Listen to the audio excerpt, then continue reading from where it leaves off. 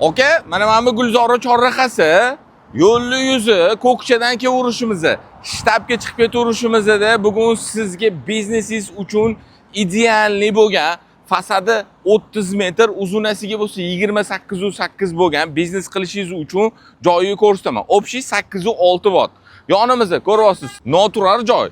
Birinchi, ikkinchi, uchinchi uylarimizgacha noturar qilingan bizani xonadonimiz bo'lsa, mana ko'rayotganingizdek 4-chi. Bitta dona qolib ketgan. Yonimizda ham ko'rayotganingizdek 3 qavatli bino qurib yuborgan. Zo'r tarafi aka oldini qarang. Katta yashil maydon bor. Masalan, mana bu yonimizdagi zdaniyaga o'xshab turib, bu yerda ham agar bino quradigan bo'lsangiz, parkovkadan xudo xolisa muammo bo'lmaydi. Ichkarida endi o'zi ikkita xonadonimizni qo'shib sotilyapti.